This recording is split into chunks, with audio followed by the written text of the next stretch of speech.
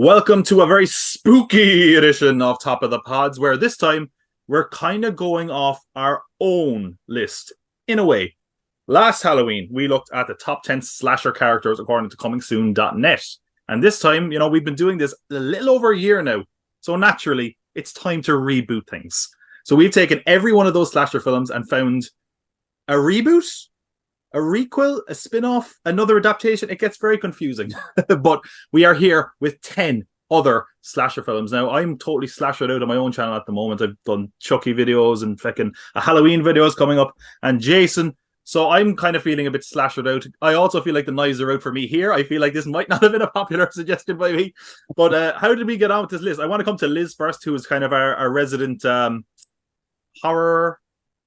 I'm trying to think of a nicer word than chicken, but it's not coming to me. Oh, complete pussy. Yeah, I will say it for you, but do you know what? Nice touch with the ears, by the way.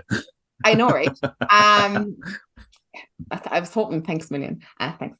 But yeah, so... If you're wearing a hat. Oh, do you want a hat, love? You put on your witch's hat. Oh, it's gorgeous. Witch, please. The witch and our cat. The Craft and Lost Boys are the same movie.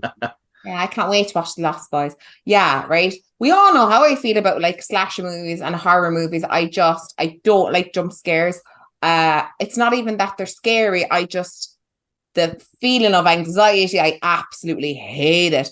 And the procrastination, I fucking hate it. I absolutely hate it. And after a while, it's not even anymore. It's like, oh, fucking come on, will you? And the fact that I have to watch the fucking 10 of these again, I can't believe it. I was bribed to watch the 10 of these again. I really was. With love. Love me whole.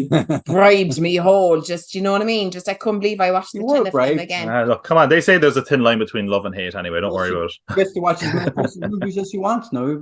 She does. She does start November the 1st. And I tell you, mate, every day, if there's something else to be watched twice, I'm whipping out the hallmarks. I am whipping out the hallmark movies. Which reminds me, if you are watching this, our next episode will be our Christmas episode. We're counting down the top 10 animated Christmas movies of time. And they have to be, they'll be Disney. The music popped up playing when it started playing. See how talented I am. Recognize my dulcet tones as music. It won't be like Pixar, it'll be classic Disney animated movies, so I cannot wait. Stay tuned for that one. Cannot wait. But sure. So Phil, how did you find the slasher reboots? This was tough. and just because that's how we'll talk about in a minute, but one or two of them I could put them anywhere in this list. You might be surprised at my number one. It's not what people would normally associate me to. Yeah. I feel like I might have gilded the lily a little bit when we were doing this. I was like, yeah, some of them are great. Yeah. Gary, we'll come to you last. We never asked you, how did you get on with our slasher reboots? Yeah. I'm slashered out, sick of Halloween. I just don't see the point of. It's just it's Hollywood with no fresh ideas. They keep rebooting stuff or requels or whatever they want to call them. It's just you can't beat the original. We did it last year. Halloween, Nightmare on Elm Street. These films, they're classics. They're not cult classics. They're just great movies. They're in top lists, for a reason. They're just great movies. So when people try to remake them, we'll get into the remakes when we talk about them. But you can't beat a classic. You can't beat the original. So I was never going to be a big fan of them. Some of them aren't bad movies if they were just on their own and they weren't a remake of something, and you weren't thinking about the original the whole way through it. But yeah, we'll talk about which ones I really did. Now, I know we don't normally do the top 10 films up top, not our choices. I mean, what we're watching, but I probably should say it for this one because it could be a little bit confusing if you're trying to keep track. So I will say the films we're watching. Okay, so last time we talked about the original Halloween, so we were talking about the legacy sequel, the 2018 David Gordon Green version for this. We also have the legacy sequel of Scream, which came out in 2022. This legacy sequel of Texas Chainsaw Massacre in 2022. Hellraiser 2022. Friday the 13th and Nightmare on Elm Street remakes, the 2009 and 2010 respectively, Platinum Dunes one. The reboot of Child's Play. The reboot of It. the somewhat spin-off of Spiral, the Book of Saw. Even though they were like, it's Saw 9 now because we want the next one to be called Saw X, even though originally they were like, no, it's totally different. And also Manhunter, which is probably, in some ways, it's probably the biggest stretch we did. We watched Silence of the Lambs. Manhunter was an adaptation of Hannibal Lecter beforehand, but technically it doesn't adapt Silence of the Lambs, it adapts Red Dragon. So, you know, it's kind of a clusterfuck, but that's what you expect from messy horror slasher movies. So I guess that's pretty good. So look, let's dive in straight away. First one I'd like to talk about, I'm going to go straight into my boy Jason. Friday the 13th came out in 2009. I'm going to take this off the bat because I feel like I'm just going to put myself right on a spike here. I actually think, here's the thing, right? I watched all the Friday the 13th films. I watched them all recently for my own video. I did the top 13 Friday the 13th kills, something like that. And I watch these movies, but they're terrible. Like, they're terrible. There's maybe one, maybe two good Friday the 13th films. As far as in my opinion, when it comes to slashers, it's probably the lowest batting average. Like, so I was interested in the remake because the chronology and like the storylines of Friday the 13th are so messy, where it's like, oh, in the first one, it's not Jason. Second one, Jason doesn't have a mask. Third one, oh, finally now it's Jason, which is what we watched the last time as a result of that. So this one, I was kind of interested because they kind of tie it all together. They're like they literally do the whole first film in the opening credits to get to Jason. He gets his hockey mask in this film, and we also get some kind of, you know, kills with the bag and things like that. So I think it manages to do a good job of basically condensing the lore of Friday the 13th, as really paper thin as it is, and making it into one decent narrative. It's also interesting because it really does take some of the kind of greatest hits as far as the kills go. When it comes to the rest of the series, it has. I put this in my list of favorite kills because I feel it's so emblematic of what Friday the 13th is. Where there's a naked woman swimming in a lake, she gets stabbed in the head with a machete, and she gets lifted long enough so you can say, hey, she's topless. Which, you know, that pretty much sums up Friday the 13th in a nutshell. I don't think it's that bad. I actually think it's one of the better Friday the 13th films, genuinely. That's not to say anything about the quality of those, because they're not very good. But I think, like, Jason actually seems like a bit of a threat in this. I don't know. I don't hate it. But I also kind of understand that it's not like high art, and saying it's the best of the Friday the 13th film is like such a low bar anyway. I have it right bang in the middle of my list. I'd have it at number 6. How do we get on with Friday the 13th? I'll go with this one. Compared to the original, the third Friday the 13th movie, where this film was kind of the remake of, I thought this one was a better version of the story. It's an updated, you know, the special effects are a bit, you know, better. It's probably more relatable because it was made recently, and the one in the 70s is just really, really badly acted, badly produced, badly edited, badly everything. So it was going to be, you know, it wasn't going to be hard to, you know, make a better film when you're retelling the story like this. A lot of the kills were, you know, very similar.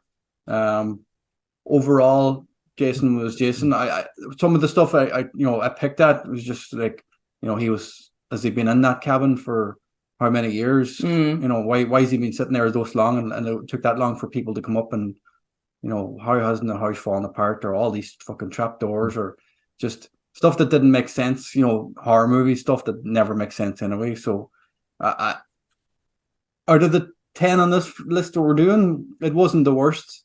So it is midway for me. I have a number 5. Yeah, I absolutely hated this in every sense. The dialogue got me. Like, dialogue in this was so bad, especially that scene at the start in the garage where he's trying to defend. It was just like, this is horrible. And the whole thing with the racism angle was ridiculous as well. In 2009, I think it was 2009. Trying to make nowhere. Yeah, it was just, this was like the bottom of the barrel for me. This is definitely 10. Say 10, was it? Yeah, 10. Wow. I will say, do you know what's one thing that I find very funny about this film? You're watching the film and it's 25 minutes in, and then the title card comes up. Yeah. I'm like, it's nearly over. Why are you telling us what we're watching now? Jesus Christ. It took that long. The dialogue just took me out of everything about it. It kind of took that long for the main star to appear in it as well. Like, That's true. It's kind of like a fake out. I'm sure they were probably like, it's like Psycho, isn't it? Yeah. That's our lead star. Not. I think there's more to Yeah. come because they're making more apparently. So I'm all aboard, man. They would keep making these shite films, and I'll keep seeing them. Liz, all eyes on you. I know, yeah. Well, I didn't demolish it like Phil at 10, right? But didn't fire off it. I had this at number 7 for me, only because I felt there was worse on the list. So that's one reason.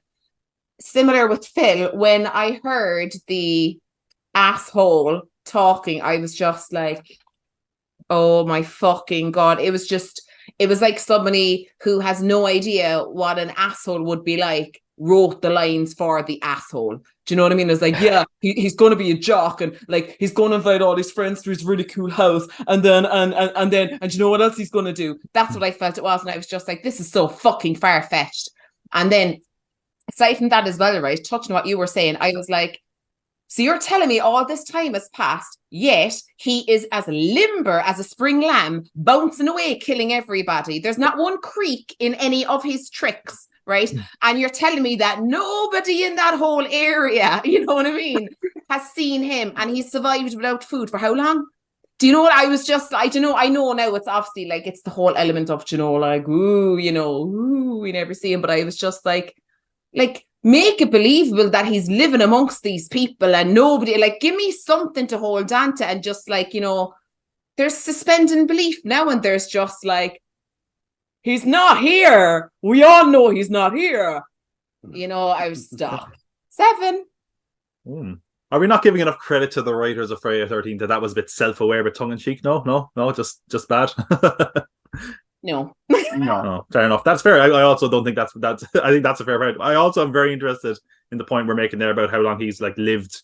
That's going to be very interesting when we get to one of the other entries on our list. He's doing his DDP, Tom. His DDP yoga. He definitely has. Absolutely limber as fuck, man. You know, fair play to Jason. Don't forget, him and Freddy it was probably the best of his character being in a movie. Freddy versus Jason in space. That's right. Well, it's handy you said that, because that's who we're going to go to next. There's a movie, Freddy and Jason in space. Are you there's Jason X, which is Jason in space, and there's Freddy versus Jason. Yeah, it's like 500 years in the future. So it's not good. I'm changing me fucking number on the back of Jason in space, or wherever the fucking. Thankful you didn't have to do with Tom and watch it. Yeah. Yeah, Jesus Christ, have some sympathy here. Freddy versus Jason is a great film. I don't care what anybody says. Freddy v. Jason is pretty damn good. Also, by the way, if we're ever talking about slashers again, Leprechaun, the Irish slasher, he's also been to space and to the hood twice. Lest we forget. But okay, and the spin-off. Florida. 2 weddings and 4 funerals and a wedding. Oh my God! Yeah. Jesus. Please tell me it's based on like Notting Hill. That's not the one something. with Jennifer Aniston, and this is like a spin-off. Oh my God. Okay, well, look, we talked about Freddy enough. We might as well talk about A Nightmare on Elm Street.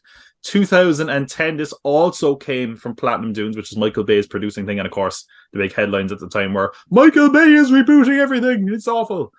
yeah. And this is awful. I think the acting in this is pretty damn terrible.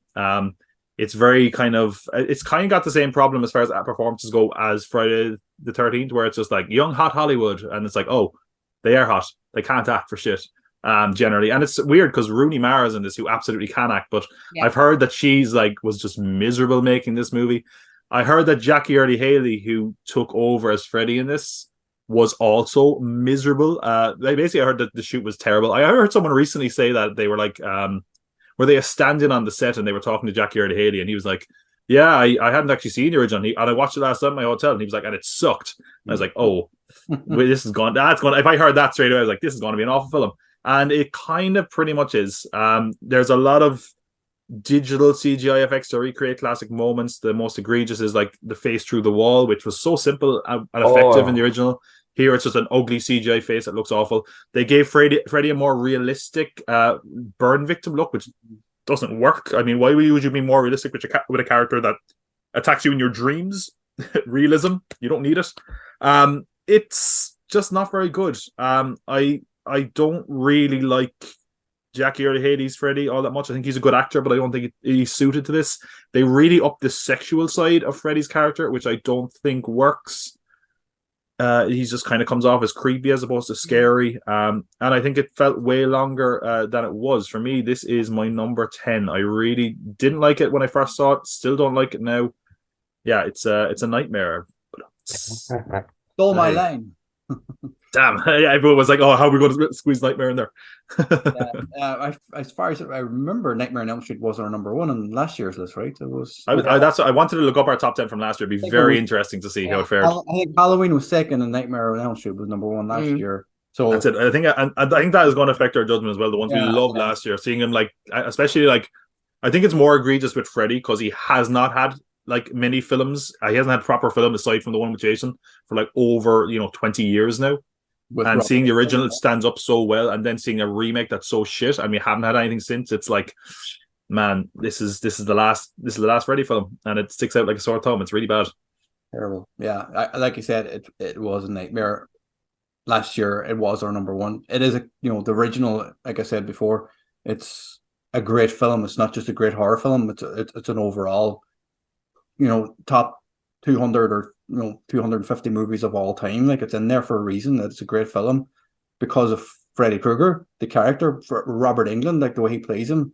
He's an iconic character. He's right up there with Darth Vader as one of the best bad guys in movie history. This version of Freddy, there's nothing scary about him whatsoever. But the probably only scary thing about him is before he actually gets burned alive, where he's a fucking pedophile. You'd be scared of that person, working in a school with your kids. Yeah. Without knowing what he's doing to the kids, you wouldn't have that person working in a school in the first place. That's the scary thing, that the fucking Department of Education had this person around kids. Fuck that. Burn him alive. There's nothing scary about him when he's burnt alive. So it made no sense for him to be so shit. The fact that he is a pretty decent actor and some of the other stuff he's done. So it's just there's a reason why people are masters of horror, and they should stick to horror movies. Like Robert Englund, hasn't really done anything outside of horror. He was in Stranger Things last year, and that where he was the blind guy, and that was brilliant. He was brilliant in that. He wasn't in it for very long, but he stole the fucking show. He stole that episode. Stick to horror. If you're a horror actor, stick to horror. But putting serious actors in films like this just doesn't work for me, and it ended up on number 8.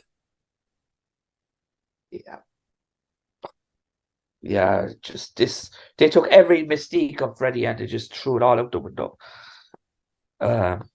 There's more terror in the first 5 minutes of the original than this whole thing, than this whole movie. That whole scene where they're chasing after him was just so bad. It just, I love my horror, but watching these almost make me want to they're so depressing. Watching a lot of these, I'm feeling so bad. I'm like, hey Bill, now you hate horror. Hey, thanks from Tom. Thanks. I saw a review and someone said jump scare on Elm Street. Oh, and we thought we were hot shit by calling it a nightmare. Damn. I have to think of a few. But yeah, it's just I actually put this higher than it probably should be. I have it at 7.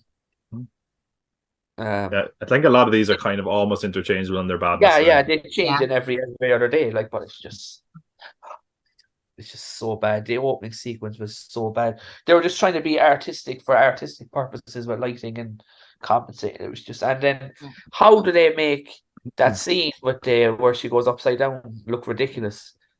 Yeah, actually, can I say something? And I think this kind of almost makes sense when you watch the film. The guy who directed this film mostly does music videos. Yeah.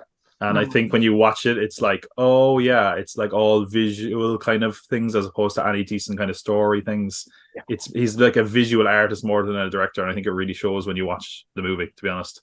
Yeah, well, he's done one film and it's this. I was like, geez, what else did he direct? This and that. The last 20 minutes is like a rock music video where they're running through the underground stuff. It's just it's horrible. The CGI was so out of date as well, for what they have. Something was so recent, that CGI was in, what do you call it, that one with Michael J. Fox, The Frighteners. Oh yeah. That was a similar, your man's popping out of the wall trying to get people's souls. That was one of the worst things I've ever seen on anything. But how egregious that it looks worse. The original was literally like a rubber sheet and he stuck his face through it and it still holds up. Practical. And why you would do that awful CGI effect that doesn't look good and doesn't look scary. It's so lame. Liz. On that note, this is my number one. It wasn't. Imagine. I thought I was like, oh my god, she's being very quiet. It's definitely high up her list and we're tearing into it. No, do you know what? This fell around the middle of my list at number 6. And I think, like, I was a fan of this last year. I mean, I wasn't a fan of any of the 10, but this was definitely high up on my list last year. It came in at number 6 for me. It was fine, but there were just so many elements of it that were just so wrong. And this is a movie that should not have been touched at all. It just should have been left alone, because even Freddy's face, as you say, like, you're not going to beat the original Freddy face at all. It was just, it looked like it was made from Marla, if you remember what Marla was from school. Like, that's what I kind of looked like, or, you know, yeah, I remember that you used to eat it when you were a kid and your teacher, like, it's grand, you know, and as well with the, oh God, Marla now was after throwing me off. Oh, think now, bet. Yeah, because you ate too much of it. That's what it was. This is what it is. Yeah, I was after scrambling my brain. It'll never affect me, teacher. It'll be fine. Yeah. Now she's like, what day is it? And oh yeah, similar to what you were saying, Tom. The fact they could have done a lot more. I can understand why they tried to dip into child abuser Freddy, right? I get that, right? But in that case, there should have been a lot more mirroring when it came to, like, because they were trying to help her to remember, he wanted her to remember what her repressed memories, what she had, you know, from all those years ago. Then, you know, there was some dialogue with, like, you know, oh, do you know, you want to see a cave? Do you want to draw a picture? There was a lot of that. Then they should have used that for Freddie to use those phrases to try and jog her memory and, you know, have some kind of continuity, because it was just like, all of a sudden she's like, I've been here before. And I'm like, brilliant. We're fucking an hour and a half into the film. Do you know what I mean? It was just kind of like, I just thought if they were going to go at that angle, then go all in. Do you know, that kind of way? Don't just kind of like, oh, this is why he is the way he is. As you said, it was scarier that all these parents went and set him on fire than Freddie himself, you know, who was actually setting fire because he abused all their kids and then came back. And I was just like, and then he only had pictures of her, but your man was a victim too, and there was nothing. It was just very, like, I just felt like it was very, very rushed, that whole idea. They kind of were like, yeah, let's do this. Then I think they got afraid and we're just like, how far do we go with this? Or, you know, what do we, and just had to sprinkle it on. And it was just like, I like a little more sugar in my coffee. I need to know what's going on, you know, just don't, you know. So yeah, 6 for me, but I'll give 2 of those marks out of respect for the original. So really an 8. That's fair. I mean, like, yeah, like, Freddy's my guy. I'm wearing a Freddy fucking t-shirt right now. Like, he's like, of all the slashers, he's my favorite. So it just hurts to be seeing. I'm also not wearing a Michael Myers shirt. Last time I wore that, I got stabbed by Michael Myers. So hopefully I'm safe in a Freddy shirt because I'm not asleep or anything. But anyway, let's go to a film that I don't believe we really liked that much last year, or I remember Liz really detesting it anyway. Texas Chainsaw Massacre, the 2022 version. Can we let Liz go first? Yes, please do. Let her rip.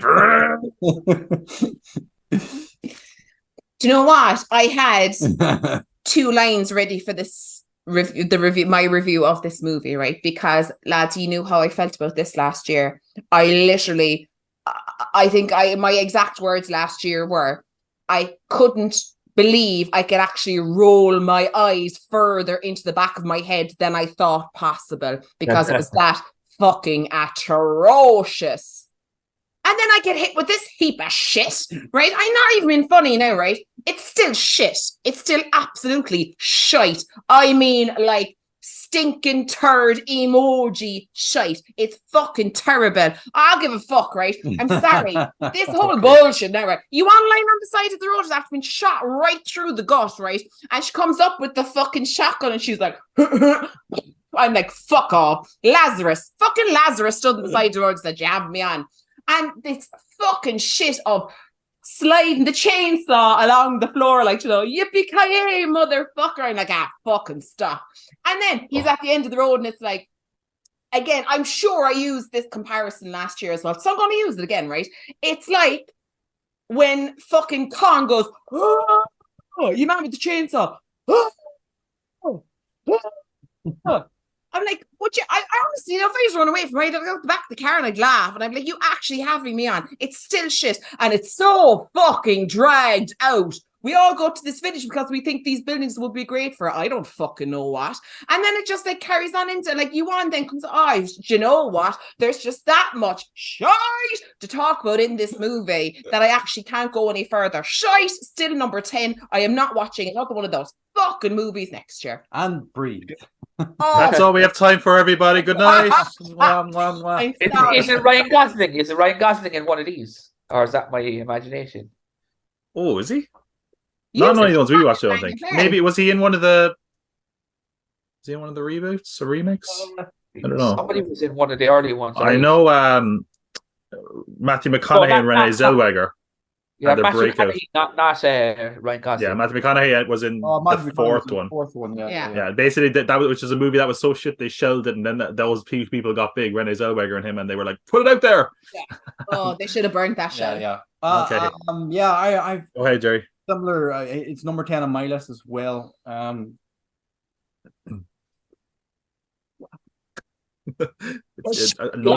are no words. It's just like The moral of the story is people don't give a shit and it's they like, just spin it's them like Friday the 13th. Like they were living in that house again now for how long? How many years since 40 years since the first movie? Is it so? Apparently they built this town or whole complex or whatever it is around the original house. Is that what they're trying to tell us? That the house that was out in the middle of a field in the first movie, this is supposed to be the same house from the first movie, right? Because it's set up exactly the same way. The long dining room, everything is set up. You know, it's a murder house, but they decided to build a town around one house, and they are living there all this time. He's been living in that house all this time. You know, people have been living in this village or this town for how long? They built it around that one house, and he didn't kill anybody in that space of time. You know, it's just a direct sequel from the first movie. It's forgetting all the other sequels. It's that fucking style of reboot, fucking Requel shit, like with the legacy characters. So, you know, they're trying to tell us that he's been sitting in that house for 40 years with his mother, not doing a fucking tap, not eating people like they were doing in the first movie, and, you know, skinning people's faces off and putting them on his own. Like, so what I've been doing for 40 years? Why is the town being shut down? And why are these fucking stupid Instagrammers coming into the town to set up a fucking bakery or coffee shop or whatever the fuck they're supposed to be doing? Like, what's the point? Like, what's the point? Oh. I didn't see the point of the film at all whatsoever. If Infinity was the bottom of the list, it would be at the bottom of infinity of films that I ever watch again. That's how bad it is. Well, Phil, I feel There's like you the man have. I'm praising. Tell us how much you love it, Phil. It was so bad, but like I shouldn't be laughing, but I did laugh a lot when he cut the head off at the end. You knew it was coming. Oh my god. Spoiler. I totally forgot about that. Yeah. Oh my god, the ending It's is totally I think the bad ending is CGI amazing. as well. Oh, but like if you stood long enough dancing in front of a man with a chainsaw thinking, I don't know, will I stay? Like my sister's in the car and I've the sat nav ready. I've put it on to autopilot, but I'm going to hang around here at the back for a little bit. What do you think? But this is aimed at Stranger Stage and Things. fucking go. Let's Phil talk. Sorry, Phil talk. Phil. I just so emotional. I said this is aimed at tweens for Stranger Things. It's the exact same style, but it's just so bad. Terrible. So bad. Like I don't know, and he's immortal as well apparently. So that's another thing. That's what happens when you eat people and put your mother's face on your own face. You wear what you eat, and he ate a young man apparently. Is it almost like Oh, definitely, yeah. He just wanted to go for shock value because they couldn't get away with it in the first one? I don't know. Let's just go all out. They should have just did a reboot with the family fucking sitting around the table. They put this as 9. 9. Okay. Well, I want to say a few things. First of all, I'm going to say a few things to stand up for this film, even though it is totally shit. Okay. First of all, I think it has the right idea in that it has a bit of social commentary, which the original Texas Chainsaw Massacre had. It's kind of the thing is, it's very slapdash. It's like, oh, tweens and gentrification, oh, and you're like, okay, we get it. Yeah. People are obsessed with their phones. Cool. Yeah, we understand. But it is very, very lazy. I think, first of all, I mean, forget about Jason and his age. Forget about Michael Myers and his age when we talk about the Halloween and that. This guy would genuinely, I looked up what age he would have been. How much time had passed? This man, Leatherface, would be like 76 or something. Yeah. Yeah. Sorry, that's like for some reason I think it's okay with Michael. Somehow I think there's like I feel like there's some more supernatural thing. Leatherface, I'm like, no, that's a 76-year-old man with a chainsaw. He should not be moving like this. How fucking old is his mother? Yeah, but like exactly, yeah, right. Yeah, And but they did Danny Dirty as well. yeah, but that's let's talk like that's another thing that really kind of annoys me, and if it's like the perfect example of why not every horror film should be a legacy sequel. It works for Halloween because Jamie Lee is an established actress who has been in multiple Halloween films. They can't get the original actress because I believe she's dead. Marilyn Burns, I think her name is. She's dead, so they brought back an actress as Sally, who was in one film, the original film. That was it. And again, the characters in Texas Chainsaw Massacre weren't anything interesting, really, if we're honest. So, like, bringing her back is a big thing. And they basically, like, this is so ripped out of Halloween, the reboot. That's like, yeah, now she's a gun-toting thing. Yeah. And the stupidest thing about this film is we have an arc for our lead character, Elsie Fisher, who's genuinely a good actress and has been good things, but not here. Where she's like, I was in a school shooting, I hate guns. And then by the end, she's like, yes, let's get him, Leatherface. Which is like, oh, that's great character arc. She likes guns now because she's confronted by violence, I guess. Yeah. The only thing keeping this off my number 10 spot is that there's one scene that is so crazy over the top. It's the only time I can remember from the Texas Chainsaw Massacre franchise. And just to be clear, someday I'm going to do a video. This is the worst horror franchise because it just never knows what it's doing. Totally inconsistent. I think it's the only one, though, where we see him actually go mental with a chainsaw when he's locked in a bus and he's just chopping off arms. It's so stupid and over the top that I loved it. That's the only thing I loved about the film. It's like ridiculous. It's stupid. It's not good aside from that. Even here's a weird thing to criticize Leatherface's mask, and I know his mask is the face of a person, so it's weird to be like, your face isn't good enough for a mask. The old lady mask doesn't look right on him. It just looks really weird, and it's not because he like Leatherface can wear women's faces and he has feminine features a lot of the time. He has that going on, but it just looked really weird here. Again, the only other thing I did laugh at the end. The ending is so kind of abrupt and kind of over the top that I laughed. I also laughed when like you're like they big up Sally as a big thing, and she comes along, shoots at him like once, then gets a chainsaw, and then just like, oh, that's it. I was like, oh fuck, here's a big confrontation. Oh, she's dead. Oh. Pointless. Oh, she's not dead. She's in the bin. She's in the bin going. Yeah, like just if anybody doesn't know, if you've ever used a pump action shotgun, just once in my life, and when you put your hand in front of the pump action, you can't block it like that. That fucking thing will fucking rip your fingers off. So when he put his hand up, they block that pump action. Long time ago. So look, for long Again, a long time ago. it's a pump action shotgun. A long time ago. yeah. What do you mean? The Secret Life of Jer. What do you mean? No. No, a long time ago. Before you. That was his last wife. Hey, military. Anyway, let's not go into that too much. For me, it's number 9. Oh my god. if he Right, just one thing about him. But where I go back to what I said, he was sitting in the house for 40 years. I wonder, does he have a day job where he sculpts ice sculptures out of the chainsaw, or is he just working in a timber yard or something? Is he an expert in, he's definitely a butcher. with a chainsaw? Yeah. They're like, how'd you want it? Anyway, look, if we're talking about a film that really inspired that, as I said, it was Halloween 2018. So let's talk about the David Gordon Green one. I should say I have a video coming out, hopefully, before Halloween is out, with Phil and Jer talking about Halloween, this one, the 2007 Rob Zombie one, and the original, comparing them all. So hopefully that will come out soon. But the 2018 Halloween, I guess I'll jump in on this one. This was a real crowd pleaser of a slasher film. I saw this opening weekend when it came out, and it was so much damn fun. And I think that's kind of how to view it. It's like, I think there's a lot of decent stuff in there. We talked before, or in that video that hasn't come out yet, about David Gordon Green and his kind of lack of style. It kind of feels like he's whoever he needs to be. And I think this is the only kind of Halloween film he did that's somewhat visually interesting. I think the other ones are more interesting from a storytelling perspective, even though they don't necessarily work. But this one, I think like there's some cool ideas in it. Like the podcast is going. I love the opening of the film where they visit him in a mental asylum. It's very intense and weird. Really like that. I feel like Michael actually does feel like a threat in this, which is really effective. There's some creepy shit, like when he drops a load of teeth outside the cubicle. I'm like, holy fuck, this is so weird.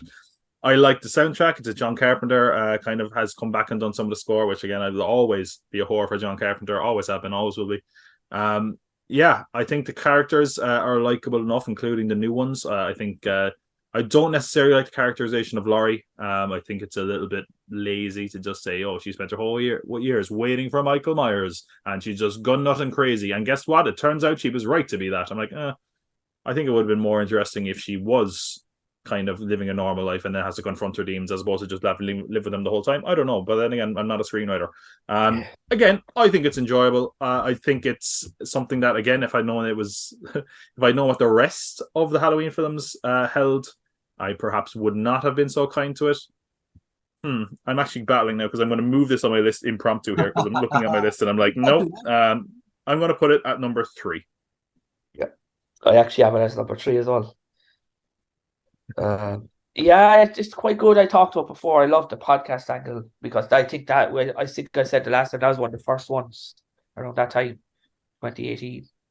Kind of done that, so that was quite interesting. Yeah, like I don't like the idea of seeing Michael's face, but that's something I can get over with. But yeah, I mean, like, I just wish that Laurie was more like she goes from 0 to 100 in an hour. Like she starts as this kind of hidden away, and then by the end of it, she's going completely mental.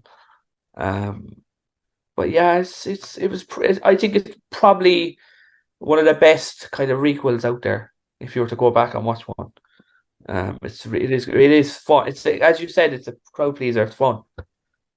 Yeah. I quite enjoyed that one.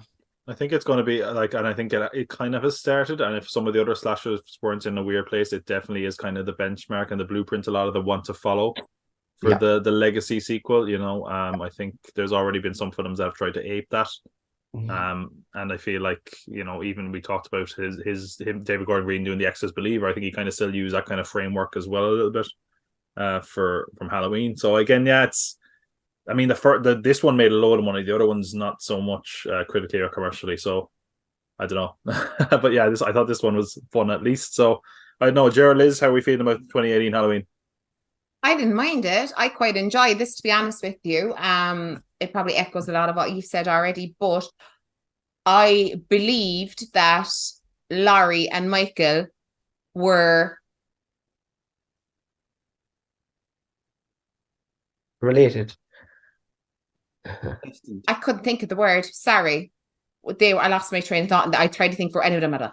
But I thought you froze there for a second. I was like, right? The internet dropped. You know what? No, I was trying to think of a word and then that made me lose my train of thought. I felt that they actually were so many years later the same people, if that makes sense. You know, I did like the other ones, as I said now, like, you know, we had the fucking Bionic Man there in Texas Chainsaw Massacre, you know, but like when it came to this movie, it was great that we saw him in prison, how, you know, the years had gone by and they hadn't been generous to him, you know. I genuinely felt scared of him.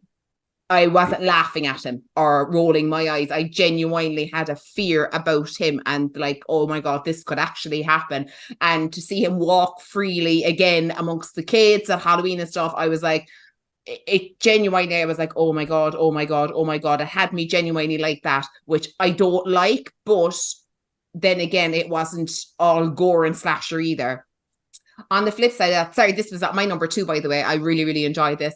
On the flip side of that, the only thing I didn't like was Laurie was a little bit messed up. I think I can understand why she, like, you know, spent her life waiting on him to come back and like she was ready for it, etc. I think they done that bit well, but the relationship with the daughter and the granddaughter is very muddled, very, very muddled. It's not clear where they're trying to go with it, but I like they had to put in that there was some kind of resentment towards the mother because of her trying to protect what was after happening, blah, blah, blah. But I felt that was a little bit, it was muddled and muddied and it just wasn't very, very clear. But yeah, it was at number 2 on my list. I did enjoy it. Yeah. Number 3 for me as well, like the lads. I don't really have much bad things to say about it. For what it was, you know, forgetting about the rest of the sequels again for another Requel legacy character film, you know, it was all right for the Halloween franchise. I've seen all the other movies, I think, at this stage. Like, so out of all of them movies, this is probably the second best from the original. The only thing I didn't like about it, and I said it to Liza, the daughter or Laurie's daughter in it. What Judy was her name? Greer.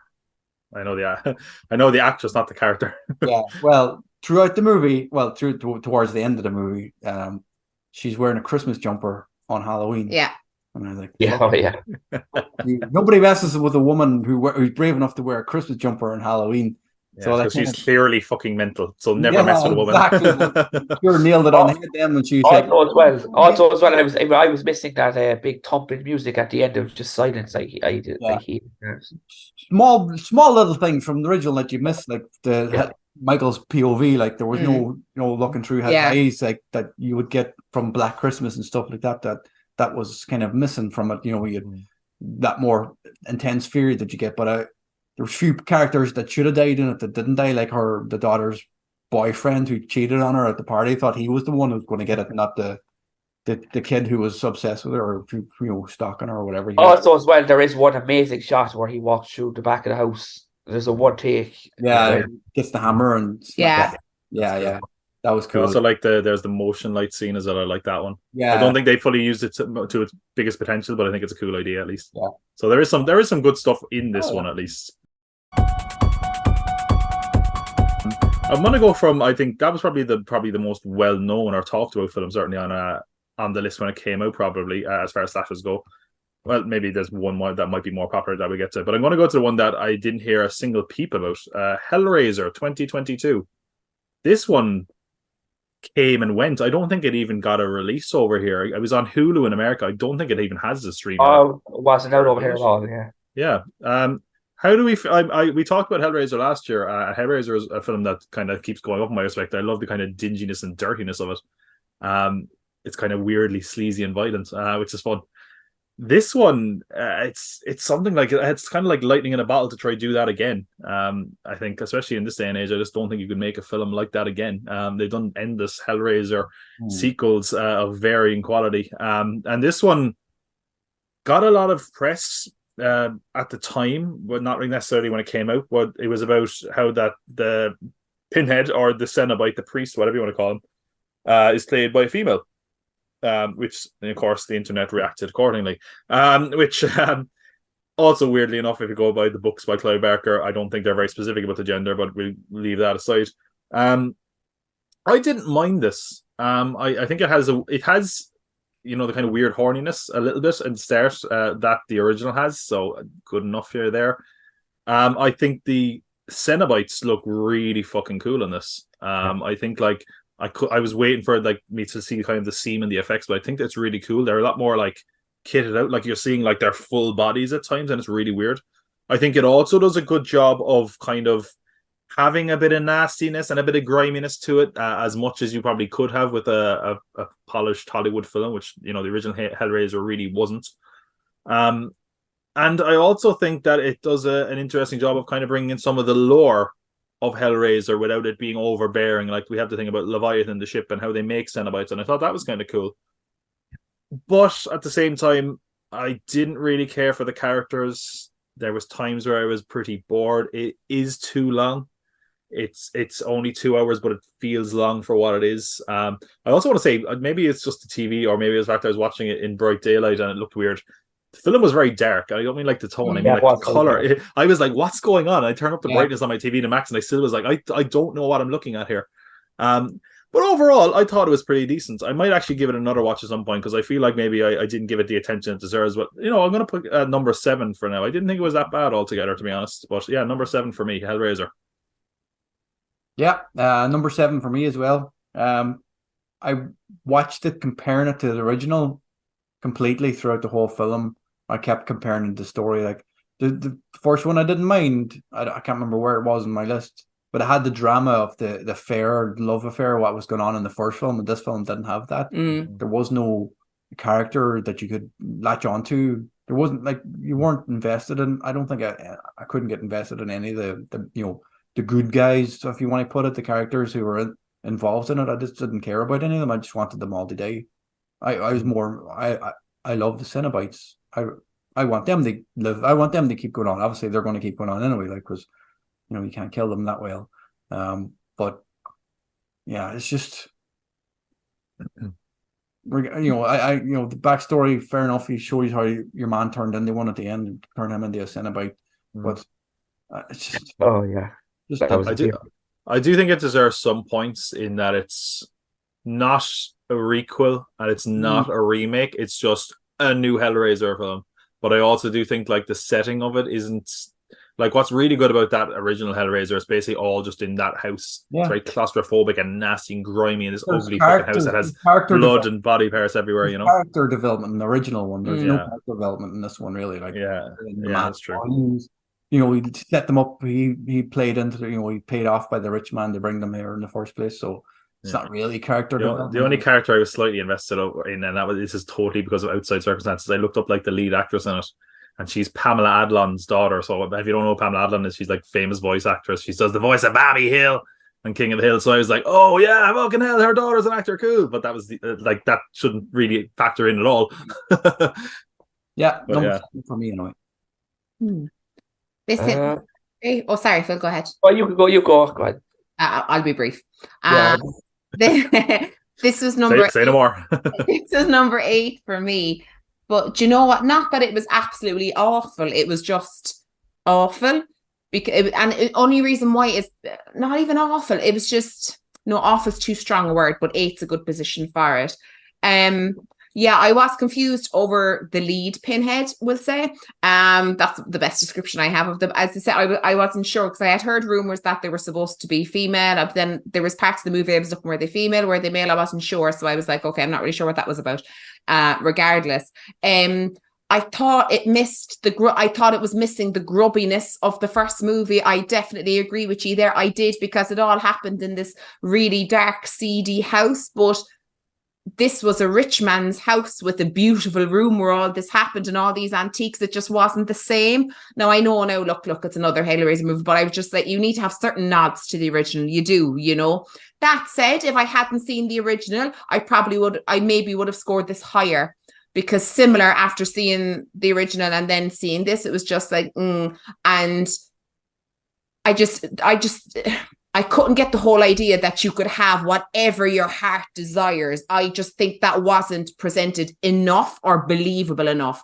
And it said with the seedy affair and kept bringing sacrifices, that kind of way. I just felt like that was missing. I felt that was dealt with very, very quick with Logan Roy's wife doing that at the start. I just thought that was done a little too quickly. But yeah, it didn't hit the pin on the head for me. Way.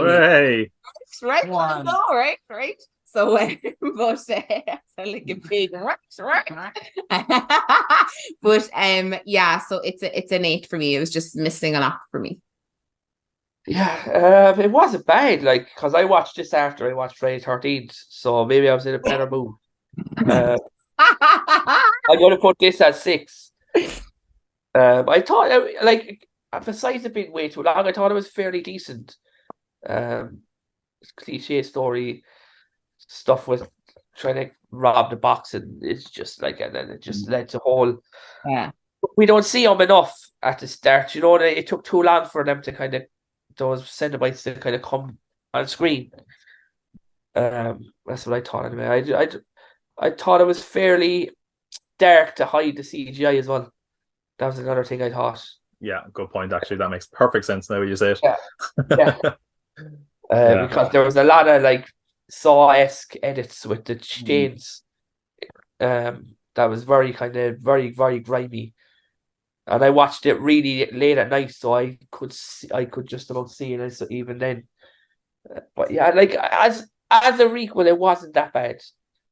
It was definitely watchable. All the stuff you were saying about it as well. But yeah, it was okay. I think I like this.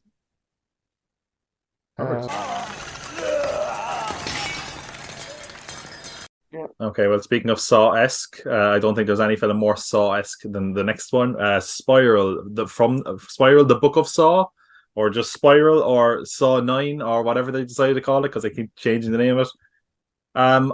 I don't think any of us were that hot on the original Saw when we watched it last year. Does anyone want to take a stab at Spiral and the Book of Saw and tell us their thoughts on it? I'd love to stab somebody.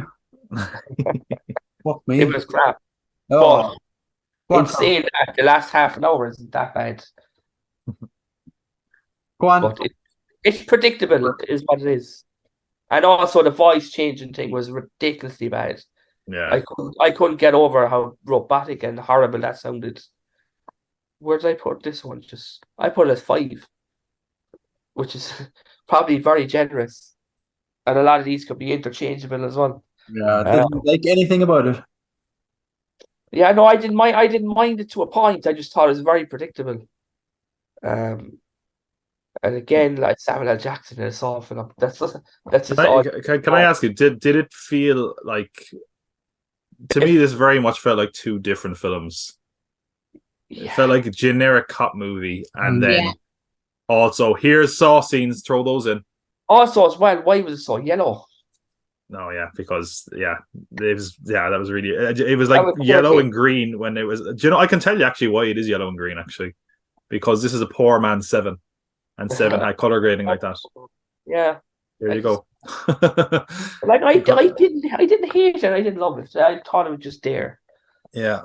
I mean, that's how I feel about it as well. I just think it's a very fairly generic. It's probably the movie I have the least noticed about. It's a fairly generic cop movie with a few Saw scenes thrown in. Yeah. Not a massive fan of the Saw scenes anyway. Even the traps aren't graphic in it. Not really. Yeah, they're not really satisfying. At least. But the bottle one is pretty graphic. The bottle. Yeah, I mean, aside from the novelty of this being a Chris Rock staring, and he was very pivotal in wanting this to happen apparently, and with Samuel L. Jackson in it, it's kind of totally irrelevant. It's been forgotten pretty much the first month it came out. It's not like it's watchable. It's just not great. I do like the ending trap and the very ending where it's like, oh my god, it looks like he's got a gun and he gets blown away, and at that moment the guy just gets away, which is satisfying. But other than that, I think it's something you'll probably skip. Again, I haven't watched all the Saw films anyway. Didn't love the ones I have seen. Well, the new one is probably the best one. That's what I keep hearing. So maybe we should have done that instead. But yeah, this hasn't really endeared me to watch the rest of them, unfortunately. But yeah, Liz, what are your own thoughts on Spiral? Where did that land on your list, Tom? Sorry, that was number 8 for me. Cool. That was number 9 for me. I think it was, out of all the films, the acting was absolutely atrocious for having so many established actors. Chris Rock isn't really an actor; he's a comedian who just got a few roles. The best role he ever did was fucking Pookie in New Jack City, and he hasn't done a decent film since. But doesn't it? It definitely feels like he's a stand. Like literally, the opening scene of the movie, he's basically just doing stand up. Yeah. Well, he actually had a callback to New Jack City in the opening fucking monologue or whatever he was talking. Oh, yeah. That Forrest Gump stuff was horrible. Fucking go, like this is going to be him doing comedy in a horror movie, and it's just like you said, it was just a generic cop movie with some gruesome scenes in it, and I couldn't believe how bad the acting was in it. It was just like, oh my god, that Forrest Gump stuff is just disgustingly bad. It's not going to age well in a few years. It's just really, really bad. There's nothing good about this movie. The scenes could have been done in any movie with some decent acting and some better special effects. The bottle scene was probably the best thing in the whole film. Other than that, also as well, I noticed that a lot of the cops shout for no reason. They're probably trying to get over the noise of Chris Rock's ego. Yeah, it was just bad. 9. Yeah. This was at number 5 for me. Similar to you, Phil, a lot of these around the middle of my list were interchangeable, and I've definitely fiddled around my list as well, because there's just so many of them that are in that shite, but we can only have 8, 9, and 10 once, so that was it, and I just felt there was worse. Yeah, the acting wasn't great, and we had like a token female head of the police department, and she was horrific. She was so fucking bad. Like, she just was absolutely like, I'm sorry, I don't know who she was. I don't care, but it was just anyway. Just token female lead that she's very like, I look after all these big bad men, but they listen to me. It was like poor man's Hook out of Police Academy. And yeah, it opened, and I swear to Christ when I heard Chris Rock, because it's the noise, do you know? I just can't. It's just noise. It's not even talking to me. It's just noise. And I just thought, here we go. It's Lethal Weapon 4 again. I have to sit through this again. I can't believe I have to sit through this again, because I absolutely pulverized that when we watched that. But thankfully it wasn't. But yeah, it was just constant. It's just noise. All I can hear with him is noise. I did like the ending. I agree with Tom there. I did like that. I thought it was like nice little bit of a trick, whatever like that. The traps and stuff were all right, but I didn't like that nobody got out. Do you know what I mean? There's like nearly always somebody kind of gets out and is traumatized and has to tell their story shit. Like I would have liked a little bit of that. But yeah, 5, because 7, 8, 9, 10 were taken. So isn't it sad that they have to include it to get to Saw X? I was thinking that it's kind of sad. It's even more. It comes off as so pathetic where they're like, yeah, there's another killer inspired by Jigsaw out there. We'll never see him again. I'm like, wow, that's really admitting our failures. Until he has a child. Yeah. Jesus, yeah. Or like a dog that just goes mad. That would be brilliant. No sequel will ever be as bad as American Psycho 2. I have deliberately avoided that and will continue to avoid that. Never ever will I watch. Stop naming these films to put together a new list. I know it's just. I was going to say terrible slasher sequels. Yeah, that's next year. Well, look, of course, Chris Rock was hunting down a man there, so we might as well talk about another person who's on the hunt, and that is Manhunter. Now, this one requires a little bit of explanation. We watched Silence of the Lambs, as we said. Hannibal Lecter, the character, first appeared in the novel Red Dragon, and it was adapted into a film by Michael Mann called Manhunter before any of the Anthony Hopkins films, and this is that film. So technically, it's not the same as Silence of the Lambs. It's just Red Dragon, which they made. Brett Ratner made in 2002, maybe. I think I don't know, but yeah, 2001 or 2, something like that. I don't know. It was the third Hannibal film, I think. One of Ray Liotta, and his brains open up. Yeah. Anyway, I actually have not seen Red Dragon, so I wasn't only familiar with the story from the Hannibal TV series. They adapted the Red Dragon storyline at the end of the 3rd season. Actually, I did start reading Red Dragon after this as well. But this, I thought this was all right. I feel like maybe I didn't have my attention cap on as much as I should have during it, and I might have enjoyed it more if I had. It is very 80s, and it kind of clashes, I think, with the dark, gritty story they're telling a little bit. It feels a little bit too polished. It's very stylized. There's like uses of color to highlight certain things. Kind of works sometimes, other times not so much. I think Frances Dollarhide, the Tooth Fairy, is a really creepy character. Aside from that, it's very focused on investigation side of it, more so than Silence of the Lambs even, which is fine, but it's a little bit dry. And again, I know that a lot of people have pointed this film as a big inspiration for like the rise in CSI and these kind of shows that came afterwards. But it's also now that it's the whole thing I bring up every time, which is Seinfeld isn't funny effect. We've seen so much of those shows that now this feels like it's done. We've seen this before, even though it might have started that off. I thought it was good. I did like the final shootout. I thought the kind of Inagata Vida over the end was really kind of awesome, as kind of cheesy as it was. I enjoyed it though. I also thought a really interesting point is the guy who was the cinematographer on this was also the cinematographer on Red Dragon, so it's basically like he lends the same film twice, which is fun. Aside from that though, I thought it was good. Again, if I watch it more, I think it would go up my list maybe higher. I did enjoy it, but for me it's number 5. I feel like it could be higher on a rewatch, but there we go. That's where it is in the moment. Well, I put it as number 4. I thought this was the acting, and this was more so than the actual film. I wasn't sure what to expect from it because a lot of people were saying I'd hate it. One of my buddies was telling me that this is just all talking and no action, and I was like, okay, I'll give it a go. Brian Cox is in this very little as well. mm-hmm. That's what I was going to ask, actually. I totally brushed over the fact Brian Cox is as Hannibal Lecter. He's not in it that much. Yeah, that scene is really good when he's on the phone, though. It's just one shot.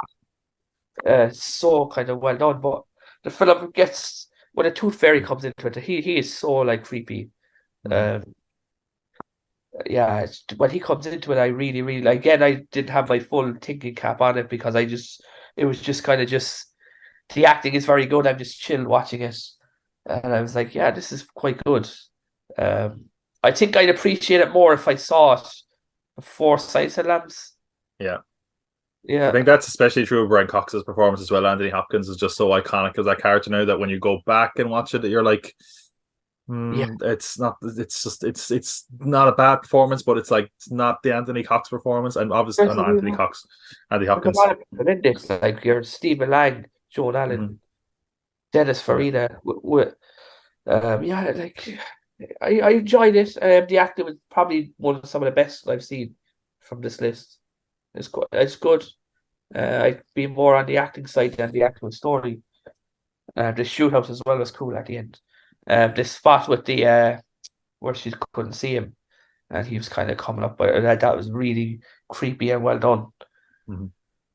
Blasting the music and hiding in the corners. It was just What do you make with your? It was all right. It was number 6 on my list. It was a generic-y 80s cop movie. There was a lot of movies, shot similar. Like they looked very similar. Like even like if you look back and watch like Sleeping with the Enemy or something, like the look of the film was very similar to a lot of films throughout that period. Yeah, living by the beach, happy families. He's retired and he's having a happy life, and it's just like that's not going to happen. Like fuck off.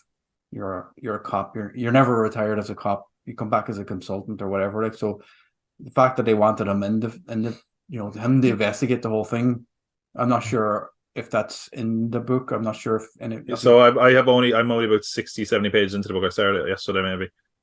It is in the book. He has retired. He's retired basically because the last person he chased was Hannibal Lecter, and Hannibal Lecter nearly killed him. He stabbed him.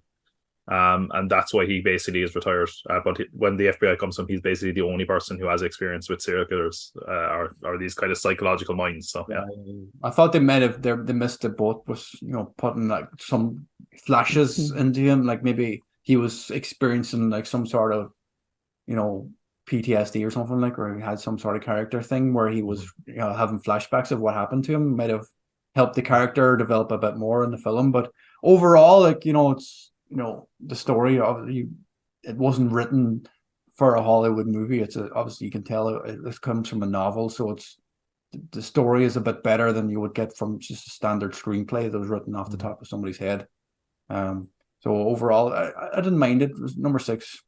I think one thing I could say as condemning the film is that I think if this was the first Hannibal Lecter film, which it was obviously, but if this was the only Hannibal Lecter film, Hannibal Lecter would not have become iconic at all. No. Not at all. Like you said, he wasn't that much, but Anthony Hopkins. That's true as well. Yeah, and maybe Silence just plays better to his strengths, but I don't know, as a character maybe. Brian Cox wasn't that well known back then either. I don't think. No. I don't know. Did I watch the same movie as he? Or maybe did I go into another dimension or something like that? But this was number 9 on my list.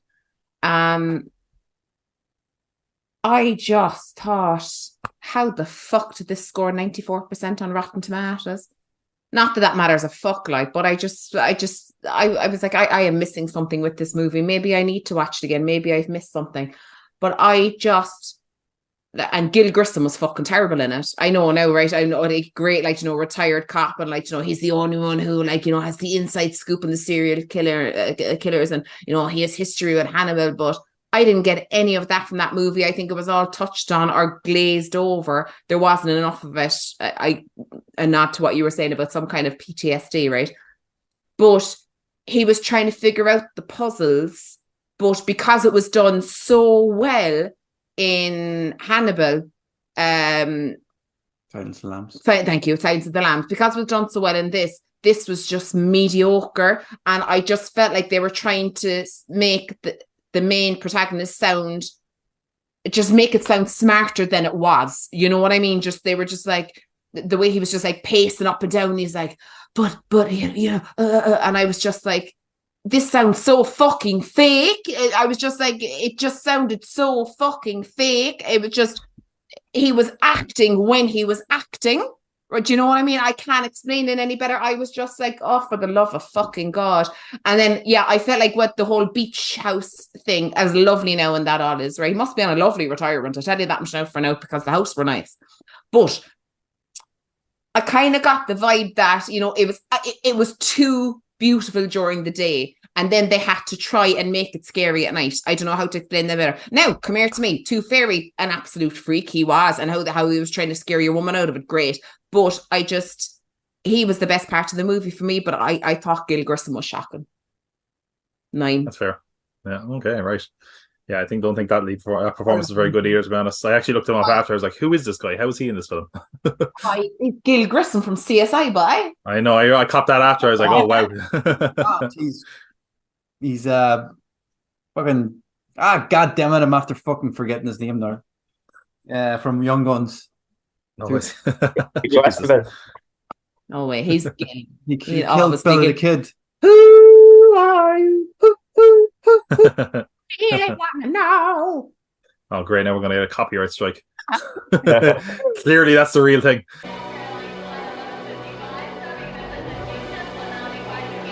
Okay, let's go from our most psychological film in Manhunter to our silliest slasher, Child's Play 2019. I'm not going to go first on this one because I have some big thoughts on Chucky and this film in general. Who wants to go first? Who wants to take a bat and swing at it?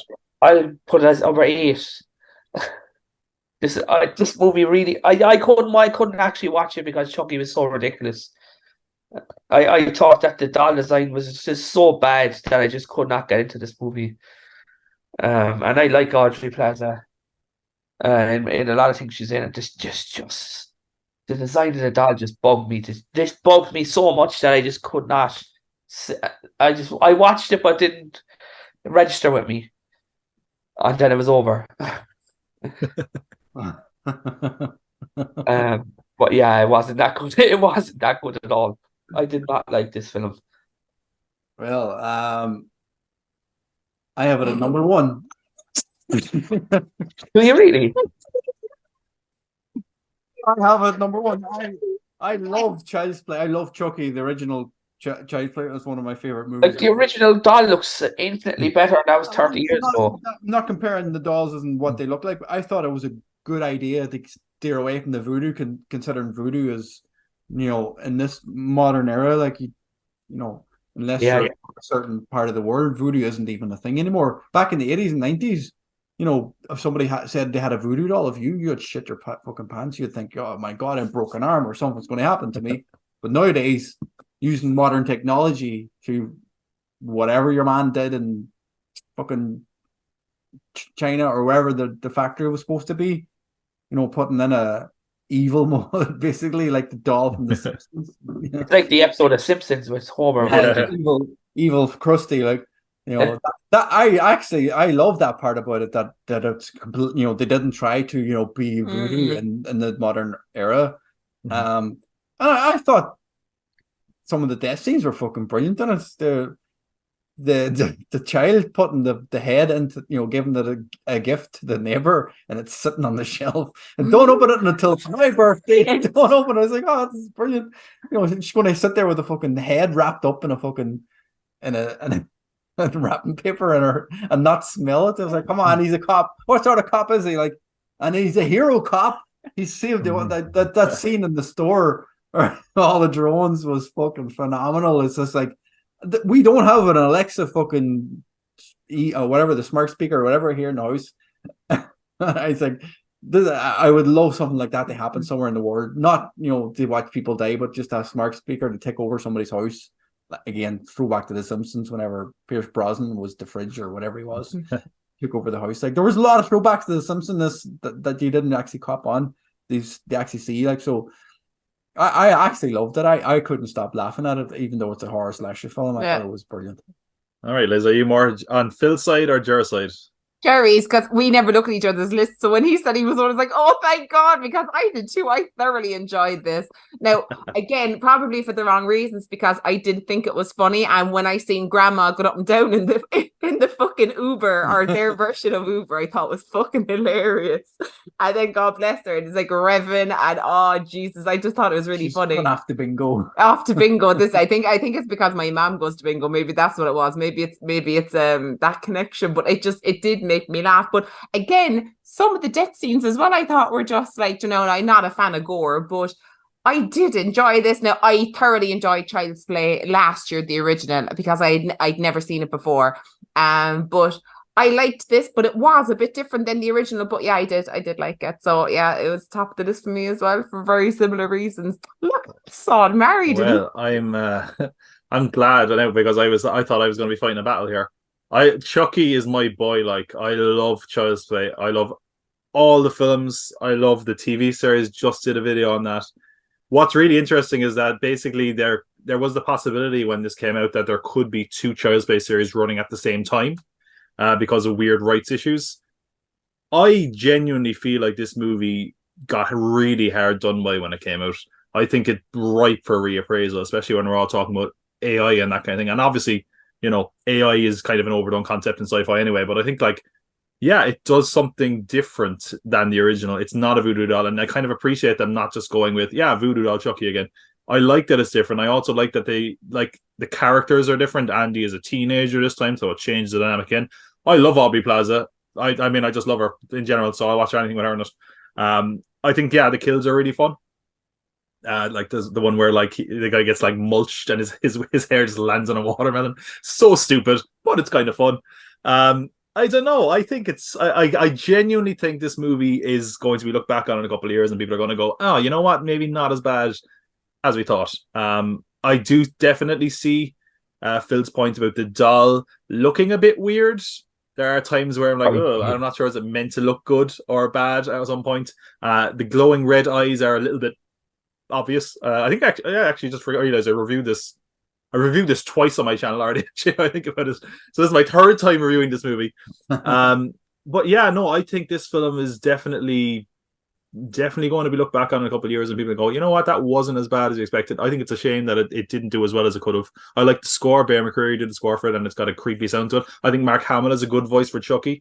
Yeah, I thought that was the weirdest thing ever. Oh my really odd choice. But I think it totally works. There's times where he's able to be kind of funny, but also times where you actually kind of you feel bad for Chucky, even though he's a robot at times, because it's just the way he was made. It's not his fault. But yeah, no, like I said, I'll take any Chucky I can get. I actually did not have this in the position I had it when we started this, but then I was thinking when talking about it, I was like, you know what? Yeah, I agree. It's my number one as well. I put it up as my number one. I was battling between it first. I'm putting it number one. Not to gang up against you, Phil, sorry.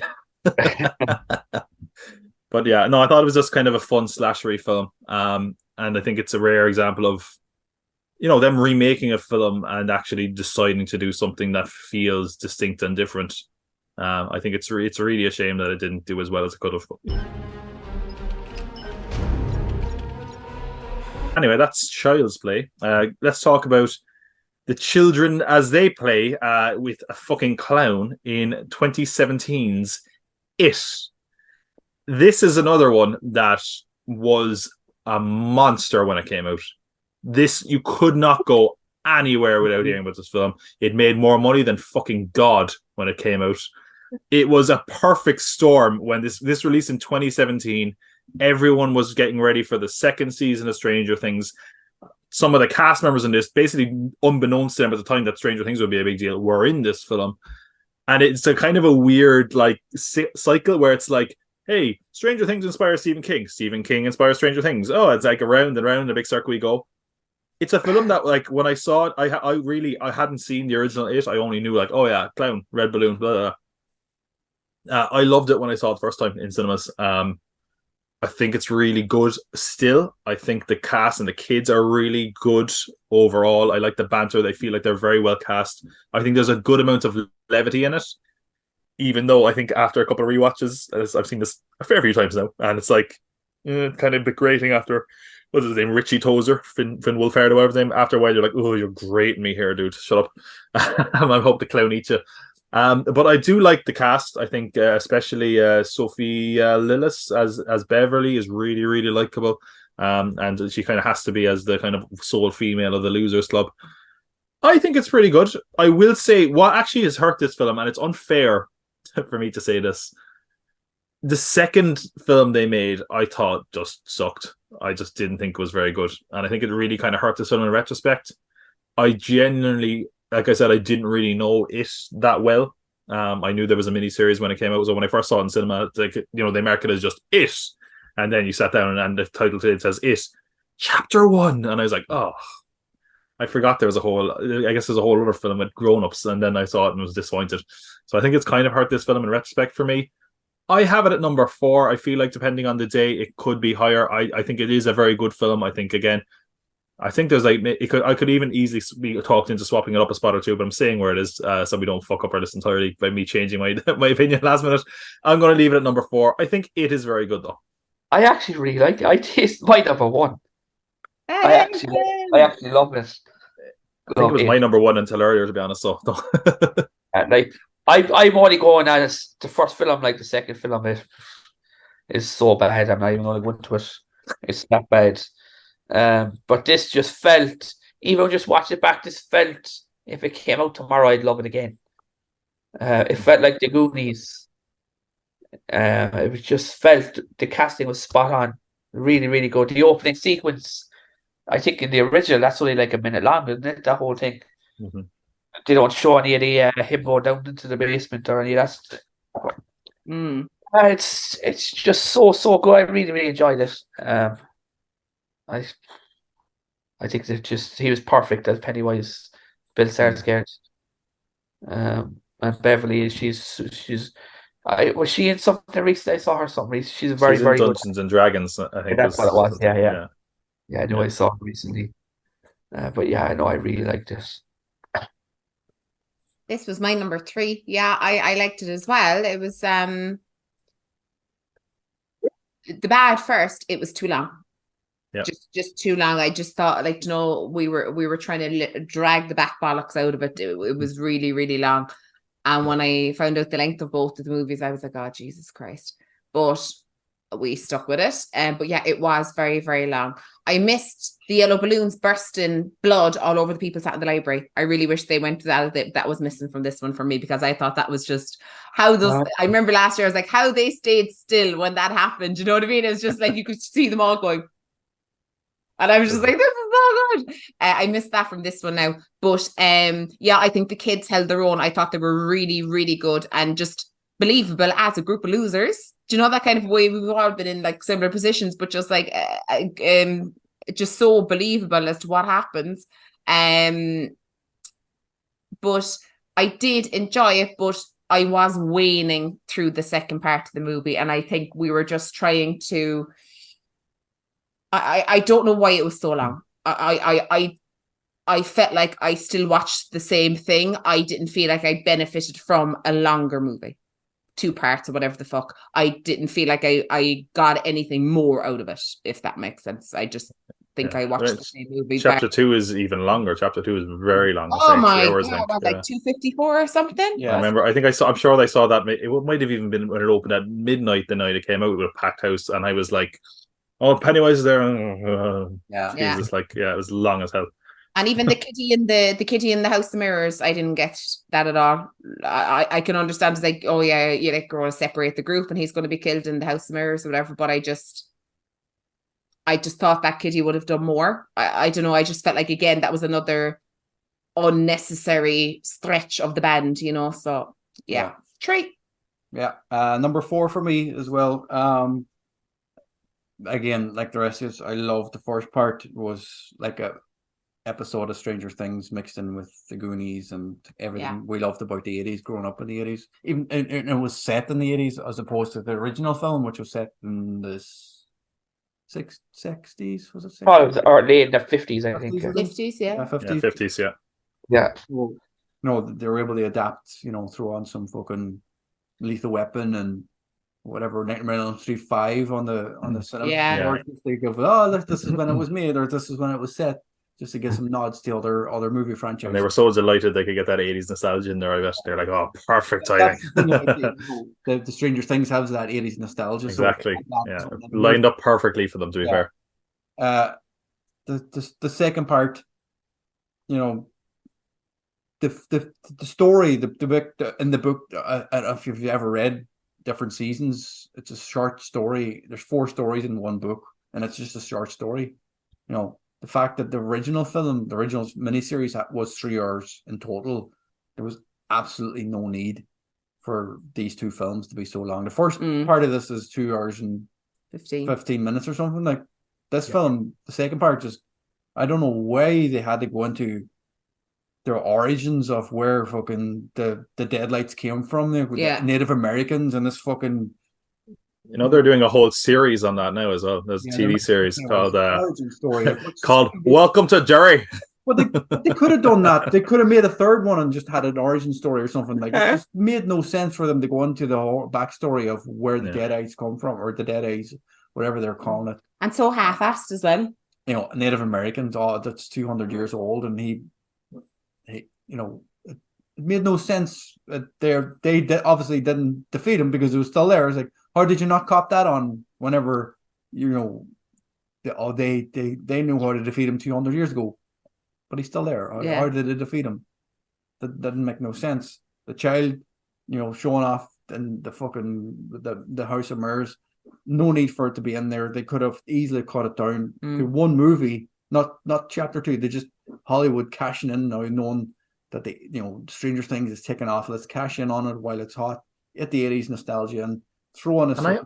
And I also just remembered, was this was at the time when, and I don't know, was it because of this film or just in general? Remember there was that craze at one stage where people were like, there's people dressed as clowns stalking and scaring people around. Oh yeah. I think that was around the same time. Yeah, there was like a perfect work with who's fucking scared shitless of clowns, and somebody came into work for a Halloween thing dressed as it. Jeez. He fucking freaked out. Like a perfect storm. When this film came out, like there was a clown again in the building. Because I think it was like, but I think I might. It was up until recently. I know Oppenheimer was definitely past it. I think it was like one of the highest grossing R-rated films of all time. Yeah, it was just they could not have got a more perfect release window for this movie. The T-shirt, the Losers T-shirt, cast that there was a T-shirt that it was one of the top selling T-shirts of that year. Yeah, like this was a mammoth movie. Everybody was wearing and it was cheap to make as well. Yeah, it was. And then they made the sequel. I'd say was very expensive because they had to pay those kids and they had to get the adult casts and all that. But look, I mean, I'm sure they'll try milk Pennywise a bit more. Like we said, they have a TV series. I think they must be so annoyed that it is just one like book. But they're like, shit. In a book, it's just a short story and a fucking. Is it? I think different seasons. Was not? I thought different seasons was not. Different seasons. I had 4 stories, and there was 3 of them made into a film. Shawshank Redemption, Shawshank, Pupil, Stand By Me, and I thought it was a separate one. No, this is different seasons. Is it? It's a short story. I know that for a fact. I don't know. I'm thinking. I thought because I used to work at a bookshop, and I remember I thought it was like fucking an insane, like it was clearly written when Stephen King was on cocaine, because I thought it was like 900 pages and like a doorstop where like it goes into weird details and all stuff. Like, I mean, don't read like the book. I think has a section where like they have to lose their innocence to defeat Pennywise, and it's basically like they all have to have sex with Beverly. It's really weird. So yeah, don't. And then he describes all that as well, which is like, oh, that's weird and creepy. Oh, you're right. Maybe I'm wrong. Sorry, it was its own book. Oh yeah, no, I because I only remember people being like, this should have been edited, and when you watch the film, you're like, yeah, this probably should have been edited as well. I stand corrected. I always thought that was part of different seasons. Maybe. Oh, but sure, look. See, that's what these. But yeah, that's it. This is an educational podcast. Well, you read different seasons. I was convinced that wasn't that. Shawshank Redemption, Pupil, and Stand By Me. The body in the book. The body, yeah, the body became Stand By Me, and the other one was like Rita Hayworth and the Shawshank Redemption. I think it is. At Pupil was the other one. Yeah, with Brian Singer directed, which Breathing Method is the other story. Oh yeah, Jesus.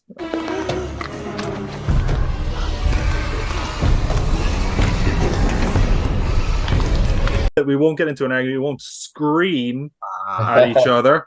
Phew, that was a labor transition. Let's talk about our last film, guys. Scream 2022. 2022. That sounds more normal.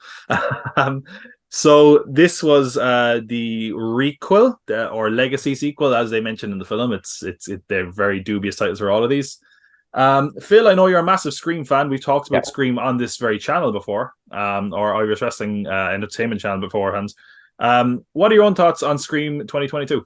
Yeah, I actually put it as 2, but only because the stuff below it was so bad. I was trying so hard to not put it as high as it is, but I do think that is way too safe at horror film. They just tried to copy in their heads. They're like, what would Wes Craven do here? What would Wes Craven do there? I thought it was way too safe that way. They took it. They had to kill off a legacy character with Dewey. Everybody saw it coming once the trailer came out. We all knew the minute the trailer was put out. But the way I see it is, it was just the safest horror movie on this list. It's really good, and I do really like it. I just wish there was more to it. And again, Sidney Neve Campbell probably shouldn't have agreed to be in it because of how bad she was written into it. But I don't know. I just think I love Scream. I really do. And the 6 is way better than this. It's just this. It was just too safe for me, but I really like it. And it's weird to say all that stuff, but it is. I really like it. It's just too safe. I think that's a fair thing to say, though. I think like one of the benefits and one of the drawbacks of like a lot of these legacy sequels, they bring back like one character. Maybe here they're bringing back 3 characters that we all love, that we're happy to see, that are pretty big names overall. Like when you look at the grand scheme of things, it's not like there's one. Like I'm not like David Arquette obviously isn't as big a name as the rest of them, maybe, but like he's a big enough name where they can't just bring him back and have him immediately be killed. They have to give him a role. So it's like they kind of have to kill off someone, and they have to kill off the lesser of the names, I guess, which is a shame because I love David Arquette. I wish he had more roles. Professional wrestling legend David Arquette. He's so cool as well because I met him. WCW champion. WCW champion. Jeez. Deathmatch legend. He survived Nick Gage. I mean, I'm shocked that that Ghostface was able to kill him, to be honest. But yeah, like I think I agree with what you're saying. It is, in retrospect, I think especially it is very safe. I feel like they were like, we only have so many of these legacy characters left, and they're afraid to kill them off. I enjoy it for what it is. I think it is very entertaining. I think one of the big successes it has, and I think this carries into in Scream 6 as well, is that it does a very good job of establishing the new characters, and making them likable, and kind of making them kind of pass the torch, for lack of a better term. And I also love Jack Quaid, who is the killer in this. It's a shame that he's the killer because I like him so much. But I think in general, it has some interesting ideas about like the whole legacy sequel thing. It is a little bit smug about it at times, and I think there's times where you could throw the same levy at the original Scream films as well. But it's an exposition scene in the kitchen that goes on for about 20 minutes, I'm sure, where it's like, oh, this is what we're doing. You can't do this with a sequel. You can't. And we're like, we get it. I understand. So you don't have to, like, anyone who's seeing Scream 5 gets it. We understand. But I do think there's an interesting idea about toxic fandom in there, even though they don't really delve into it that much, or to a massive degree. I do think, and again, I know that Scream is generally lighthearted and more comedic. It's a little bit, especially in the ending, I think there's too many kind of one-liners that kind of take me out of it a little bit. And I know that's, Scream has that in general, but like, where like, fucking Sydney and Gail like torture one up, and they're like, how's that for passing torch? And like, that's fine, but also you're fucking psychopaths. Like, or how like she like we watched her once, your one like fucking shoots your one that comes back and she's like, oh, I still love the Babadook, and you're like, you're taking me out of the believability a bit too much. Yeah. I'm like, listen, I'm okay with it, but I'm also like, she could have just said nothing and I probably would have enjoyed it more. Don't be that smug about it. Yeah. Also, as well, I don't think that felt like it was the same house. Yeah, and I wonder, is that a deliberate choice? Because I genuinely wouldn't have copped that it was the house until the only thing that I kind of recognized properly was the staircase, and maybe that's why they finish off the movie there. But I think, like, I guess that's meant to be kind of the twist, like it's Stumacher's house. Ooh, but yeah, I like this one.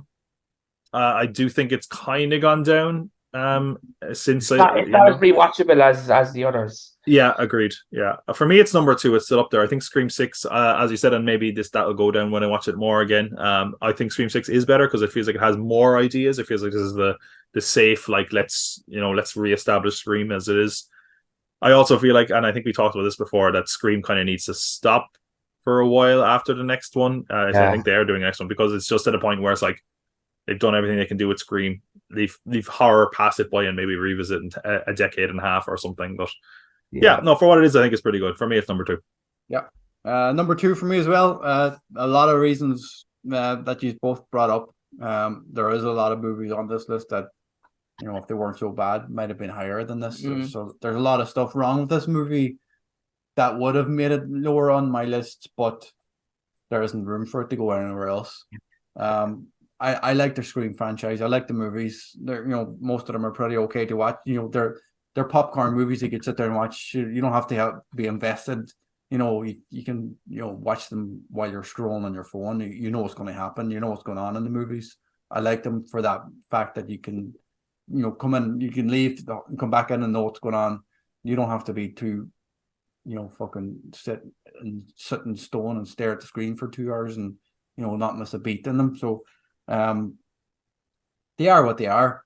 There wasn't much different from this than the first film. The character development, the new characters, they're good. You can get invested in the sisters. Like you feel, she ran away, or she went away from, Billy Loomis's fucking daughter. Like the only bit I really, really hated was the I can't say the word exposition dialogue with our debate. Yeah. Mm-hmm. So that was really bad. Yeah, like, fucking everybody was related to the people in the original film. I just think there's a lot of stuff they could have done differently, for it to be a requel or whatever, bringing back legacy characters. They didn't all have to be related to somebody. Like the two brother and sister didn't have to be related to fucking Randy or whatever. Randy, and have the same character tropes as them. Sitting down watching a movie and watching Stab, like, and doing exactly stuff that Randy would like. They wouldn't have known Randy. They shouldn't be acting exactly the way Randy's acting. Mm-hmm. So, like, yeah, it's grand. It's something that you could go back and watch and not have, rainy Sunday afternoon and you've nothing else to put on, just fuck it on and just, okay. Mm-hmm. Number 2. Yeah, for me it was number 4. Again, quite interchangeable. It was grand. I mean, I think it's more out of respect for, like, the good Scream movies, for the ones that I've seen. But what I found about this is, again, as you were saying, Tom, how it takes you out of it with, like, stupid little things that happen. And I found that when he killed the sheriff on her front lawn in bright daylight. Oh, yeah. I was just like, no. And that's a trend though in horror movies. When they come out the shower, I was just like, no. And like, it couldn't have been a sunnier day in a very, very family friendly, like, neighborhood. But it's not a place where there's nobody going to be walking. And she's stabbed to death, like, outside the front door. I was just like, no, this isn't, like, he creeps around in the dark and locks doors and stuff. It was just that. There's something in it that actually takes me out of it as well. In the opening scene where it's Jenna Ortega and he's like, she's literally stabbed loads of times and he's on top of her, or she, depends on who's in the mask at that point. Probably she, I guess. And like there's police sirens in the background, so obviously she won't have much more time with her. And then it starts slashing, and then it's like opening title. But then I'm like, but in the context, I'm like, surely she could have just fucking killed her there, or did she just immediately? I'd like, it's editing, hoping you're going to forget that. Obviously the police sirens were there to be like, oh, and she has to get out soon, but obviously it's like, but there was, she was pretty ruthless with him. Why didn't she just slash the throat in that moment? There was a lot of that in this movie. People, like, whatever his name is, the brother and sister, the brother who fucking got stabbed outside, And he went missing, and then he showed up at the end of the movie, and he was in the back of the He ambulance. was all right. I was like, "There's no way." And I like the sixth one more, but I think that the sixth one is almost more egregious with that. There's like people that get stabbed like 50 times, and they're like, "And I'm okay," but I enjoy it all the same. Is that everything for me? Yeah, That's all of them. That's all. I don't think we'll be doing slashers next Halloween. So, Yeah. as I was saying, we got rid of all the good ones. Imagine those are the good ones. Oh my God! Don't even joke. It's not fucking funny. While Liz compiles it up, do we have any bad movies that we're never going to watch? What's the worst Halloween? American Psycho 2. American Psycho 2. Feels right in there. It's not happening. Is it a horror movie though? Is it it's a slasher Have you movie? seen it? Have you seen it? I've seen the first one years ago. It's a horror movie. It is a horror movie. Is it? It's Mila Kunis, isn't it? Yeah. Yeah. And I think I remember people getting really pissed off. She kills Patrick Bateman in it. So basically, she's in the first one, apparently. Yeah. The character. Yeah. The little girl, yeah. Right. It's just so bad. Like, it's so bad. Terrifier, I have never watched. I don't know, do I want to? I watched the first one and didn't think it was very good, to be honest. It was all gore. What's the story with the Terrifier? I haven't They're watched... really cheaply made, really gory, and that's kind of got them over. And they've made serious money. The second one made a lot of money. Chris Jericho was in the second one, was he? Or the third one? So, yeah, I think he was actually. As far as horror films, I'm never going to watch again. Well, there's a lot of ones that I've kind of like, I watch because they're part of a series. Like, if we were talking slasher specifically, like Jason X. Which one is it? No, not Jason X. Jason X I don't like, but there's Jason Goes to Hell. Oh yeah. Fucking horrendous. Yeah. Absolutely terrible. It's like Jason is like, it's like not even Jason for most, but Jason gets destroyed and then there's a space slug that inhabits people. It's just terrible. The only redeeming thing is it sets up Freddy versus Jason, which then doesn't happen for another 10 years. Mm-hmm. But aside from that, yeah, like a Freddy glove comes out and it's like dragging it down. But other than that, it's terrible. Which one was 3D? The Nightmare on Elm Street. There was 4, wasn't there? I remember. 5. Oh yeah, that's number 3. I could watch all the Nightmare on Elm Streets again, except the remake. Big 3D one was 6. Was it? Number 6. Freddy's. Oh yeah, no, it's number 6. Freddy's Dead. Yeah, I think because I remember him like exploding and like stuff coming towards the camera or something. Yeah. Dreamcatcher, was there something? I can't remember what dream. I think the 6th one is Freddy's Dead. The final. No, is it? Freddy's Dead. Final Yeah. Nightmare. Freddy's Dead is number 6, and then the 7th one is New Nightmare, and that was the last like normal continuity one. Honestly, a lot of the Texas Chainsaw Massacre sequels I never watched. They're all pretty fucking horrendous. The Jeepers is really except for the first one, but the rest of them are so bad. Are we it feels done? like we have a fine collection of film not to watch. Do we have a list? Yeah. Do we have our top 10? We have got a top 10. Are you ready? We are ready. At absolutely nobody's surprise, cruising at number 10, we have, of course, the Texas Chainsaw Shit Show. That's number 10. Yeah, I can run din out the fucking door is what I can do. Number 9, A Nightmare on Elm Street. Poor Freddy there, careering in at number 9. Number 8, Friday the 13th. Number 7, Hellraiser. Number 6, Spiral from the Book of Saw. Is that correct? Well, there you go. I thought that actually came up very high, but I will say from numbers 3 to 8 could have been any because it was like 0.15 kind of a thing. Number 5, Manhunter. Shite. Number 4, It. Number 3, Halloween. Number 2, Scream. And number 1, our good little friend Chocolate. Child's Play came in at number 1. Can you imagine? So that was our top. I think my top 5 is exactly what was just read out. Yeah, I think you could be right. To be honest, I think you're bang on, Tom. It is. But as we said, a lot of those were completely interchangeable, and because some of them are just so bad that there's only so many 8, 9s, and 10s that you can fill. You have to put them somewhere else. So there was a lot of hair splitting, to be honest. So yeah, what do you make of our list? What do you make of Tom's list? I think my list is great.